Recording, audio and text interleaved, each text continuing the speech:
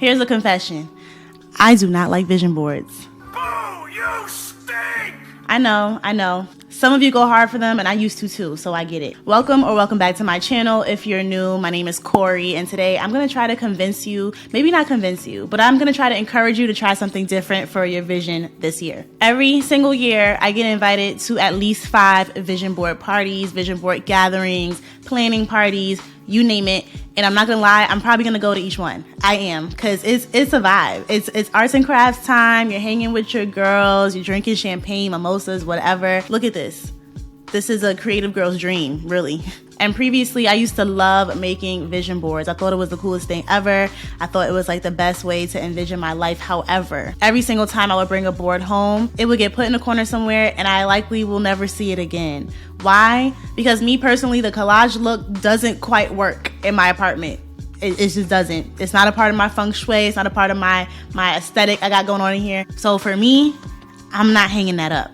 And the whole point of the vision board is that you're supposed to hang it up somewhere so that you see it every day. And if I'm not doing that, it serves me no purpose. The vision comes and goes the second I leave the vision board party. The other beef I have with vision boards is that I can't update it throughout the year. Like I would have to either make a whole new vision board, or like I just don't like the idea of creating this thing that's supposed to be like something I look at from January to December and then I review in December how well I did. I don't like that. My vision is just for the future in general. It goes beyond the year, and my vision, to be honest, doesn't change too much. There are slight alterations and very slow growth for my vision throughout the years. Every year after year, I'm probably putting the same type of stuff on that vision board. Now, I know if you're watching this video, you probably either made a vision board already for 2024, or you're looking for inspiration to make one, or you're about to make one. You probably got a party this weekend. When I look on my For You page on TikTok, all I see is vision boards, vision boards, vision boards. Happy for y'all, love that. But I want to talk about my vision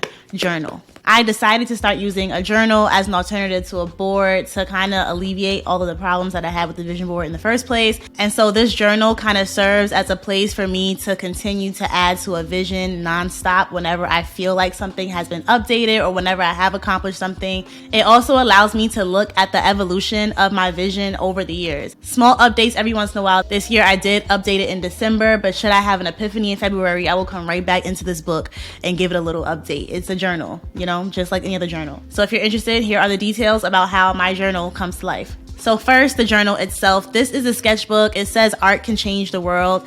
I will link it down below if you want the same one I have. I got mine from Target, but it's sold plenty of places. I use a sketchbook because I am an art director, graphic designer, and so I'm often drawing out things like logos and all that stuff. And the point is that I wanted to create my vision in a book that I would look at often. This is something that I would see every day, or often enough to the point where I'm constantly looking at all my visions, basically. Just like a vision board, the journal includes spreads of what I envision for my future. So anytime I do create a new spread, the very first thing I do is go into my notes app or Notion or whatever. Of course, I use Notion. I'm just saying, you can use whatever you want. I go into Notion, I write out everything that I see for myself based on certain categories. My categories are mind, body, relationships, travel/finance. They're just so intertwined for me. I keep them in the same category, and work.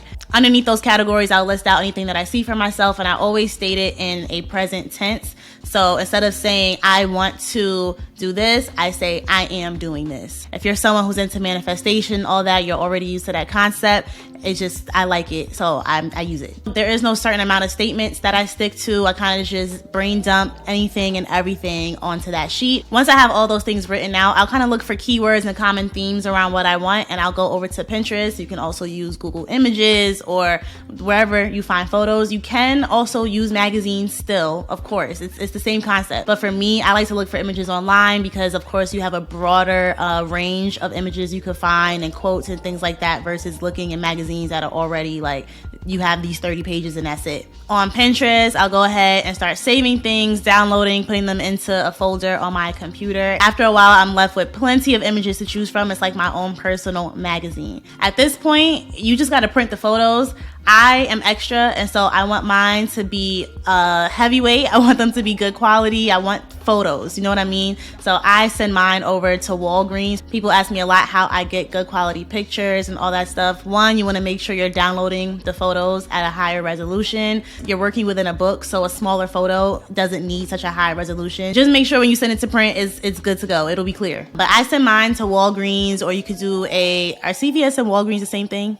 I don't know. Any place, any pharmacy that has a photo print studio situation in there, you can send it to them, upload them online. I use Walgreens. Of course, I'll link the exact link down below. On the Walgreens photo website, they have a section where you can choose what kind of prints you will want to make. I choose the collage option because I'm able to put multiple photos onto one sheet.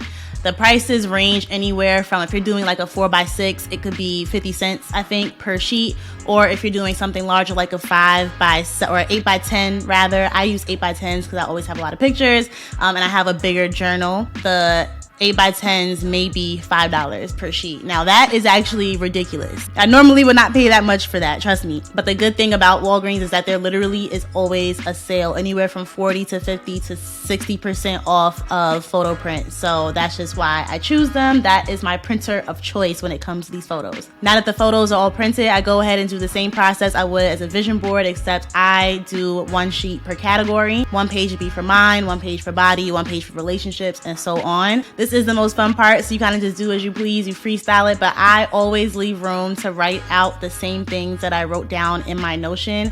I am treating this as a journal, and so I do want to physically write down all the things that I said I wanted for myself or that I will have in the future. That way my journal goes beyond just this abstract thing with photos in it. The photos kind of line up with very specific statements that I made for myself. That's pretty much it. As time goes on, anytime I have another thought or I accomplish something, I do go in and I'll either write brief sentences on whichever page it aligns with, or I will go ahead and mark off a date where I accomplished something, anything like that. But it's your journal. Do what you want. I think the thing I love the most about this is the fact that in about 5 years, when I have this same journal, granted it might be full by then because I'm using it for other things, but I'm able to go back and look at my journals and see where I was in 2021 and what I thought I wanted for myself and how it gradually shifted into where I am today. Like I said, it is a very slow and steady growth when it comes to my vision. I'm kind of like someone who I kind of know what I want for myself, and so it doesn't change too drastically, but it's always dope to reflect on where your mind was XYZ years ago, just like a regular journal.